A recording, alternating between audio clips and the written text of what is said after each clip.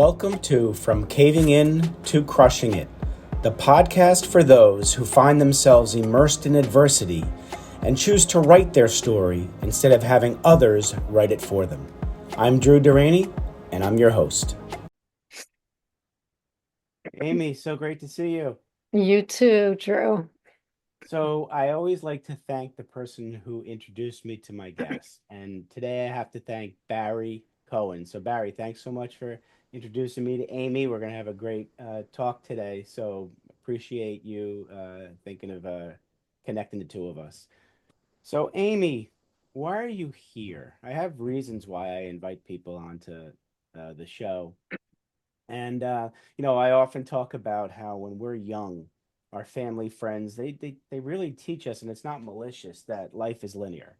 If we do all the right things, A plus B plus C, D is going to happen. And we believe them. And for the most part, life is linear until it's not. That external circumstance that kind of gets in between one of those letters and kind of derails that straight path in life and creates a circuitous route. Now, I'm a firm believer that there's three types of humans out there. And for your case, I'll say three types of women. You have woman number one who has so many blind spots. She doesn't see what's in front of her and just lives her life the way she believes she's supposed to. And she's got regrets on her deathbed. Then there's woman number two who's got a more heightened self awareness than woman number one. Yet the adversity that woman number two sees, she sees it as I'm the victim. The world is doing this to me. Everybody else is to blame. I have no control. It is what it is, and she lives her life the way it's set up for her. And she's got a lot of regrets on her deathbed because she knew she could have just done something about it.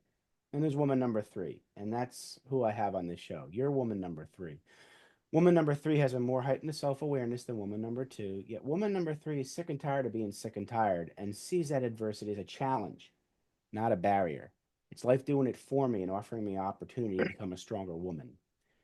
With that, please reach back as far as you need to find that defining moment in life, whether it was the tap on the shoulder, the whisper in the ear, or like I needed my two by four upside my head that got you to move from woman number one, two, then to three. And love to hear that, and we'll connect your personal and professional life with that defining moment. Okay. So I grew up with a mother Mhm. who never criticized me. She was loving and caring. And I always thought that's how I want to raise my children. And so I didn't go through some of those things you were talking about. Mhm. And as I got older, I learned to rely on my instincts Mhm. and what I thought was right. And, a lot of it came from my mom. Mhm. And, um, I ended up with a daughter who was out of control, who had Mhm. ADHD Great. to the nth degree. Mhm. And it turned out I was criticized a lot about how I was raising my child. I had a friend who said to me, I should yell at her more and she should be afraid of me. Oh, But really? that's not me. That's not my mom. And it turned out that throughout Sam's life, it was unconditional love that got us to where we are today. And I couldn't have written my book if we weren't so close today. Wow. And she's close with my older daughter, who she used to hit and scream and yell at. And, I don't, I recently read a book called The Theory of Let Them. Mhm. And it talks about, and at the end of the book, it's let me be who I am and ignore what other people have said and criticized. Mhm. And it's really what I did without having read the book to Right. raise my daughter, Sam.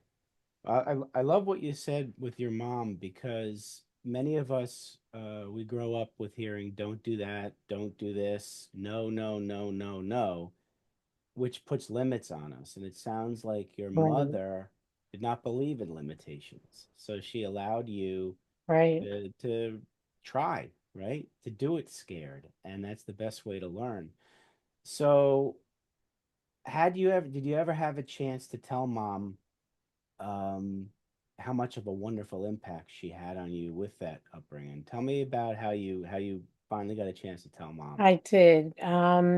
My mom came to live with me 2 years before she died. Mhm. And I used to wait and hear what she would do with my old younger daughter. Mm. And in the book, Sam was yelling at my mother in the kitchen, I want to make something from scratch, and I wanted this and I wanted that. And my mom said, wait, I have an idea, Sam. Why don't we take the cookies and put them in the microwave so they get soft? And we have icing and we have sprinkles. And all of a sudden, Sam says to her, oh, Grandma, I'm sorry I yelled at you. I love this idea. Aw, And it followed through in her being a mother and a grandmother the same way I that love that. she raised me is what she was doing. And I just admired her so much. And, before she died, I told her how much I admired her and looked up to her and used her as the guidance for how I raised my children. And she was so touched by it. She was so touched by it. And before she passed away, the rabbi came Yeah. and I said to my mother, send me a sign that you're doing okay after. So what happened? She passed away. My sister was sleeping over, and I used to have a doorbell that she would ring Yeah. in case I was up in my bedroom. I would know she was looking for me. Uh-huh. So she passed away, and I hear ding dong. No. And I said to my sister, did you push that button? And she said, no. And I remember having read, Yeah. an angel gets their wings and a bell rings. Right. Right. And I said, oh my God, mom got her wings. And the next night, my husband snores a lot. So Yeah. I went into the room Yeah. that's above where she used to live in our house. Yeah. And all of a sudden, I'm sleeping and my eyes are closed. And I hear Aimee, and I see her in my head. Oh my gosh. And she says to me, I'm doing really good. Oh, And God. so my friends used to say to Powerful. me, Aimee, you're handling your mom's death so well. I said, well, how could I not? I know she got her wings. I know she told me she's doing well. And I'm a believer in stuff like that. So I She's still think the with you. way I raised my children had a lot to do with my mother. Ugh, I love that. I love that. So she's still with you, and she's still with Sam. And with Sam, I'm thinking about that quote unquote friend of yours who criticized you, said you had to yell at her. Are you still friends with that person? I am. I Does that am. person realize what And she it, said? well, Did you get a chance to it's talk to funny her? because her son read my book Yeah. and I changed names. Yeah. And he said to me, I feel like I've been disciplined by that Michelle. And I said, yep. Oh my goodness. I said, that's Lesson your learned. mommy. Yep, lesson learned. So let's get into the book. Take me through, when you realized that Sam had ADHD. How was she diagnosed? How did that come about? And then we'll go into the book and how you tell stories Okay. and share stories. But I'm curious how the diagnosis went because that's very challenging for That caregivers. took 10 years. Okay. But I always knew Hmm. and thought that she had ADHD because she would scream and yell at me. Okay. F you, mom, I hate you, and I hope you die when you get in the car. Oh, geez. Okay. And then she would turn around and look at me and say, I don't know why I said that. Okay. I love you, and no, I don't want you to die. Right. And she would yell and scream at my older daughter, who was a very studious, she was very into schoolwork. Right. And she'd do her homework, and Sam would run up, stop doing your homework. I want you to come watch TV with me. And she'd knock the books out of her hand. Oh my goodness. And then she would hide. I once got a phone call from Dana. You have to come home now. And I worked very close to home. Right. And Sam, when I got home, was hiding under a blanket on the couch. Oh my goodness. And she said, I don't know why I did that. Okay. So I would ask the doctors, therapists. We went to therapists from early on. Hmm. Do you think she has ADD? And without even meeting her, this one woman said, no, I think it's sibling rivalry. But why is she yelling at me? You Hmm. know, I'm saying like, and my husband, she would scream and yell at him if he told her it's time to go to bed. And I always thought it was ADD, ADHD. Back then, we used to just call it ADD. Right. And she was 10 years old. Somebody recommended this doctor in Summit, not far from where I live, Hmm. who wrote a book about ADHD.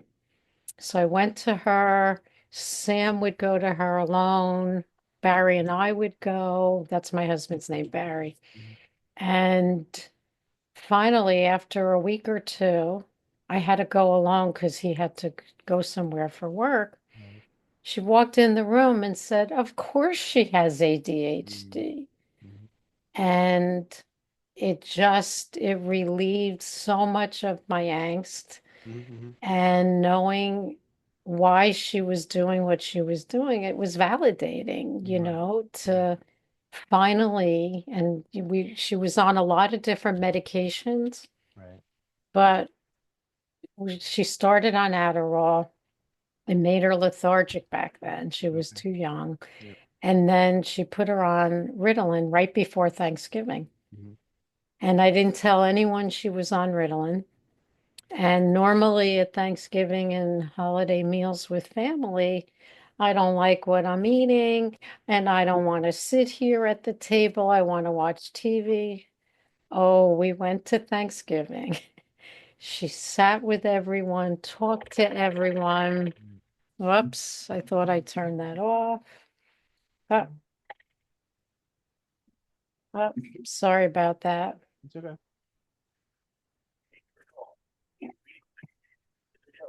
I should unplug that. Um, and so I got two phone calls after that Thanksgiving Right. that Sam was so well behaved. She was so terrific. And I didn't tell them at that time. I just wanted to bask in her, Right. Yeah. wonderful acknowledgments. Hmm. And going forward, we had to change the medication a lot, Hmm. but, she would lose it every now and then. But in general, her demeanor was a lot better. Now, when you say a lot better, sometimes medication doesn't do what we expect it to do, and you may see flat affect with the child. It changes their personality. Did you find that Sam's personality was still Sam, and that the medication just helped alleviate the outbursts? It did. Or And then there were times when she still had outbursts. okay, But in general, yeah, I'd say 60, 70, 80%, she would control herself better. okay, good. She stopped yelling at me and Dana. And when Dana and Sam, Dana went to sleepaway camp without Sam one year. And the following year, even though Sam was younger, 2 years younger than when Dana started, I sent them to camp. Oh, good, And it was wonderful beautiful. That's wonderful. because the director of the camp had no clue how to treat Sam. Wow. And Dana would console her and take care of her. And finally, I just called up the owner of the camp and said, I need you to put the director who likes Sam, who understands Sam. And she put the other woman in charge, and it worked out That's terrific. wonderful. So she was able to And go away to camp. That's phenomenal. Now, right. as in those 10 years, how did the uh issues with Sam, how did that affect your relationship with your husband Barry? How were you two able to keep it all together and still help Sam? Well, it's interesting because in the beginning of Sam's life, those first 10 years, he would lose it and he'd yell at her. He'd chase her up to her bedroom. And, it's in the book. I stopped him one day and said, "Let me ask you a question. Does this help? Does it stop Sam from yelling at you or yelling at me and yelling?" Because back then we didn't know what it was. Sure, absolutely. And he doesn't come across well in the beginning of my book. Okay. He worked late hours. He's an attorney. Mhm. So I would have to deal with dinner without him around, and it was rough. Right, of course. And he comes out a lot better once she went to college. Okay. Okay. And, Mhm. he would say to her, she came home first semester with a 1.9. But don't worry, mom and dad, University of Rhode Island, they don't kick you out until you have 3 semesters of under 2.0. So I don't know who told me about this. I made up a contract. Okay. She wouldn't take her medication. Ah, She wouldn't go for extra help because she didn't want to be different. right, right. So in the contract, you'll take your medication, Hmm. you'll go for extra help, and you'll get a 2-3. Okay. And she started crying. Oh my God. But then she said, okay, I did screw up and I will try. Oh, did she try? Aw, She ended up with a 2.6. And her friends, some of them also took medication, okay. and they loved that she got notes and she got extra help Oh boy, yeah. and she could show them her notes Yeah, and all of that. yeah. And so when she would call up crying, I don't think I could get a 2.6. That was the next contract. I Okay. said, you're gonna get a 2.6. Mm. Oh, and Barry said, Sam, I have confidence in you and Aw, I know you can do it. see? Oh, she got a 2.9. And that must have been felt great for Barry because he Yes, learned to react or respond differently yes, to Sam in a way that she understood, and Sam respected that, and that must have made him feel wonderful because yes. what a different feeling that is. Right, right. Things And with the she two of used you. to complain Right. because, she didn't like to do her homework right after school. Okay. She needed to come down off her medication. And she taught me something that I never knew Okay. that, these medications are a stimulant. Hmm. And when you come down off of it, you can get cranky and moody. And when she was in college, she wrote an essay about that, Oh how we wow. didn't understand that. Okay. And so when she graduated college, I learned from her essay. She showed me the essay, Hmm. and I learned to not, I said, Sam, why don't you go upstairs, have something to eat, calm yourself down, and then when you're ready, come down. And it worked. And she would come down happy. And, I couldn't have written the book if we didn't have such a great relationship now. No, I You know understand. what I mean? Like Absolutely. it's, Dana, Sam, myself, we have a group text and every day Hmm. we send pictures and we write notes to each other and it's wonderful. And I couldn't have written this book. And I started writing the outline for the book Yeah. when she graduated college. She was 22 years old. Oh wow.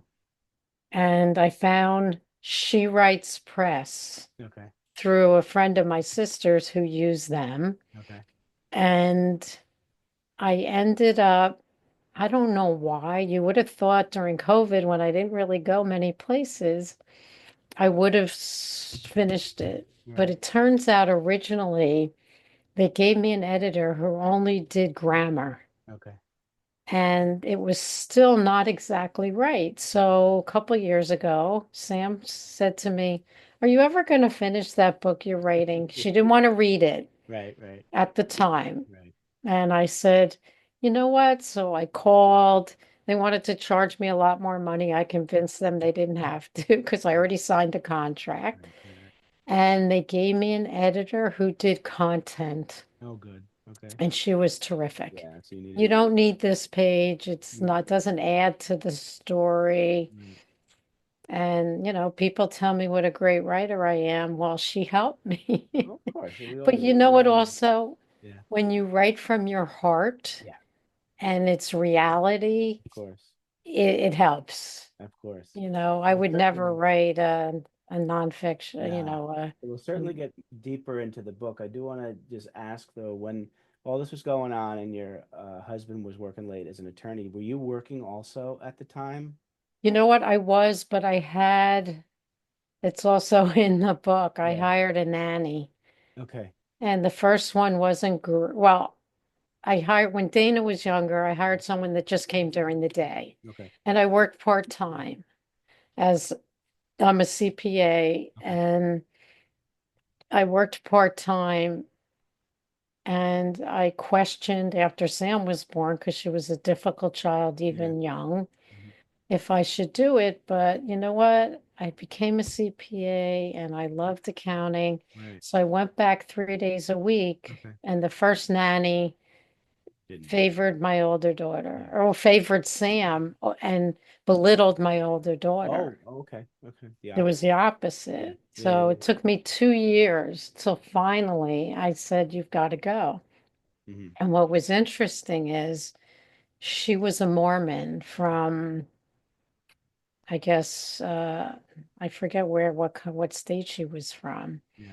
And when she was leaving, she said to me, "I think part of the problem was my Mormon background was so different than your Jewish background."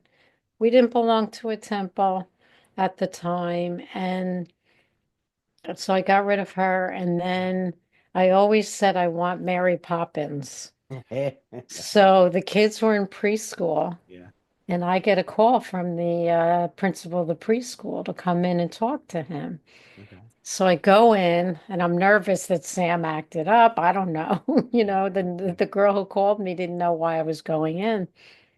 And he said to me, "There's a girl here from England who had a job lined up. She's living with her cousin and the family where the cousin is being a nanny, Yeah. and she's looking for a job."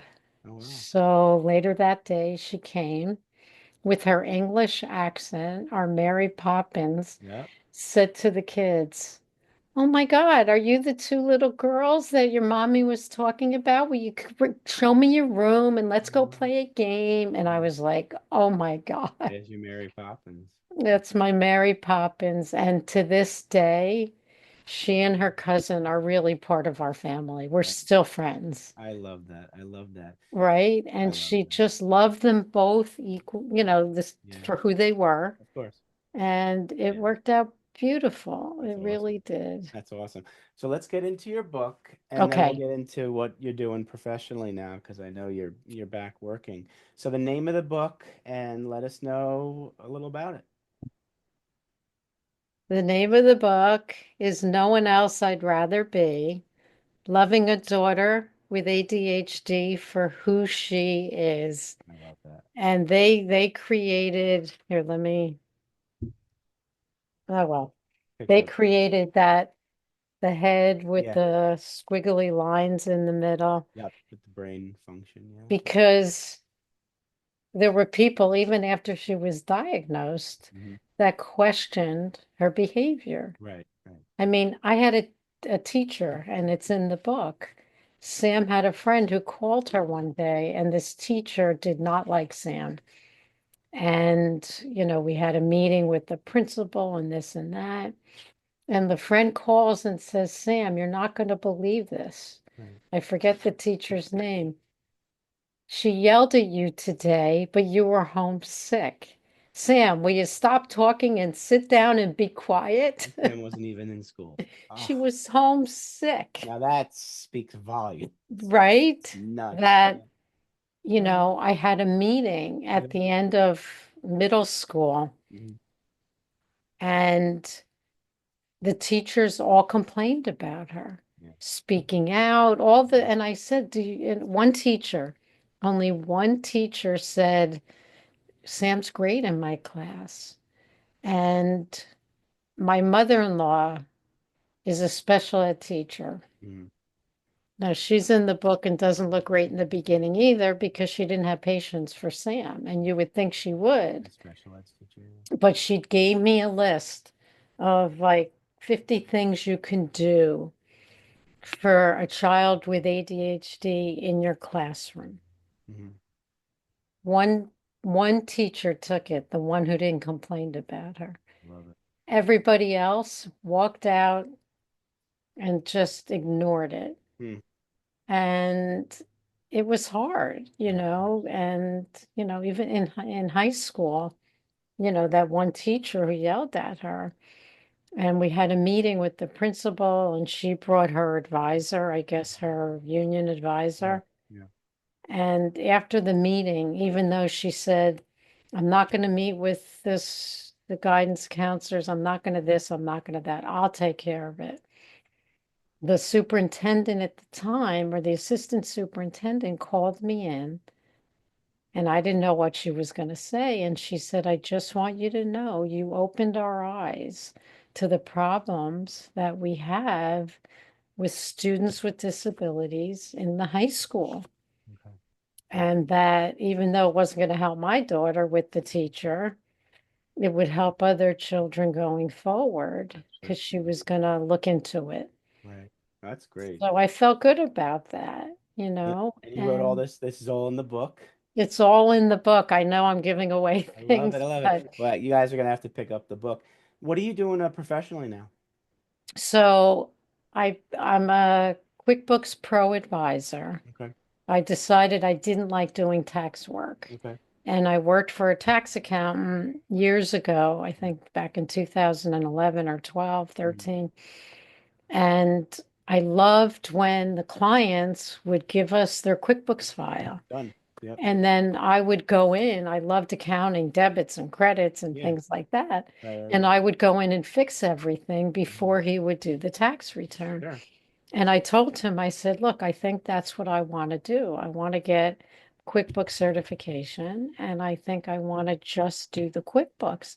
And he said, okay, if you do that, I'll send you clients. That's beautiful. And that's how it started. Mm. And then I joined a networking group, a women's networking group, and people who were either using QuickBooks and didn't know how to use it would call me and send me friends of theirs who needed help. But I do plan on retiring at the end of this tax season. Really?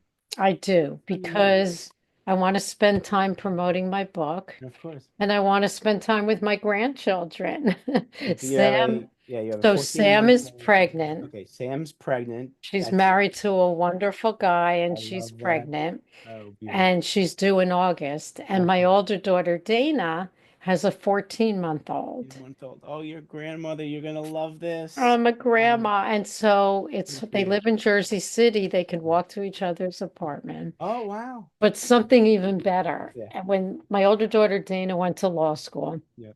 and she graduated when Sam graduated college. Mm-hmm. So Sam asked her college roommate, do you want to live with me in the city? Mm-hmm. And she said yes, but she never told her parents. Oh. And her mother said no. Her parents said no. So Dana and Sam went to Washington, D.C. to visit friends that Mhm. live there. Yeah.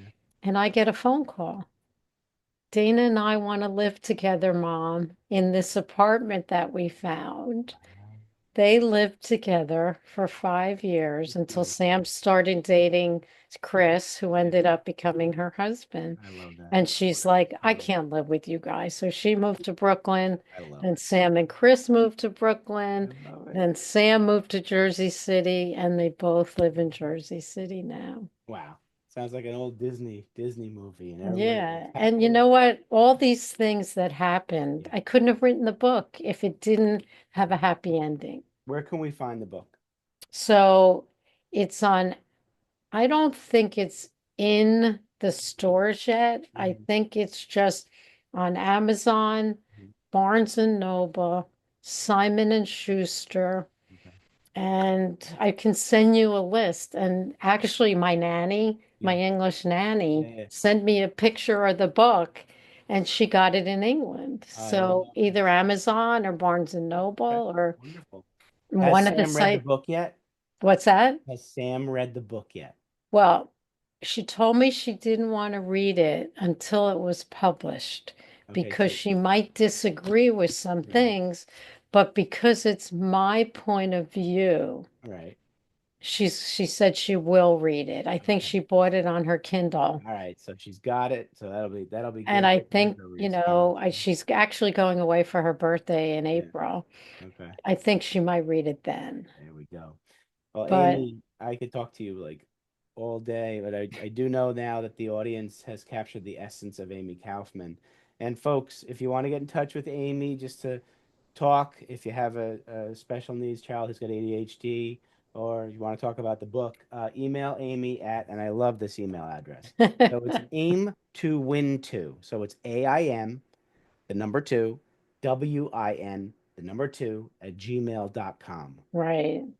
And so, so Aimee, I want to ask you two final questions. Okay. I want to give you the opportunity. You're sitting down with 7 to 10-year-old Aimee, and you want to give her advice about life. What are you going to tell her? So, as I was telling you before, I had a great childhood. And the 7 or 8 year old me had a mother who never criticized me, who loved me for who I was. And I would tell my 7 or 8 year old person, myself, to keep going and stick with how mom brought you up, and that remember it's all about unconditional love. And, that's where I'm at today. When I wrote my book, it's all about unconditional love and ignoring what people criticize. And so I would tell her to just keep going the way you're going. I love that. I love that. So put on a different hat now. Now you're sitting down with young Aimee, the young businesswoman, entrepreneur, and you want to give her advice about business. What are you going to tell her? So I'm glad I kept working, even though I knew it was going to be difficult. I was one of the few women in the tax department at BASF Corp, which is where I went after I got my master's in accounting to Mhm. get the CPA Sure. license. And I felt, you know, very validated Mhm. that I, had a great job. And, it was interesting being a woman and all other men. And I'm so happy with what I did Mhm. and that I spoke up and I started my own business so I could work from home. Mhm. And, I think it's time to retire at this point so I Yeah. can focus on my book and on my grandchildren and So you would tell her to in essence almost keep going business wise and don't give that up right. because it adds another element and dimension to your life. It did. Right. And I feel like if I did that and I was just a stay-at-home mom, I Mhm. mean, I know stay-at-home moms are important, Yes. but I feel like I would have given up what I worked so hard to accomplish. Very fair. Absolutely. And, my teachers back then were like very excited for me. And so I'm glad I continue with what I was doing. Good for you. Good for you. Well, I Yeah. want to thank you for a few things coming into my life. Thank you, Barry Cohen. And it's funny, you got Barry is your husband, and then Is different right. Barry We Cohen is your and they publicist. they both grew up in the same town. So Barry, what an awesome name. So anyway, Aimee, thank you so much for coming Thank on. you. Really Thank you, appreciate it. Drew. I really appreciate it. And everybody out there, please take care of yourselves. Thanks so much for listening. If you enjoyed the episode, please subscribe and give us a review to help others find it. I'd like you to answer this question. Are you living the life you want to live, or are you living the life others want you to live? I'd like you to think about that for a second, because I strongly suggest you live the life you want to live. If you want to learn more about what I stand for and my services and how I'm able to help many men get out of their own way, please go to my website at www.profitcompassion.com. Feel free to also email me at drew@profitcompassion.com. I'd love to have a conversation with you. Take care of yourself and choose to write your own story instead of letting others write it for you.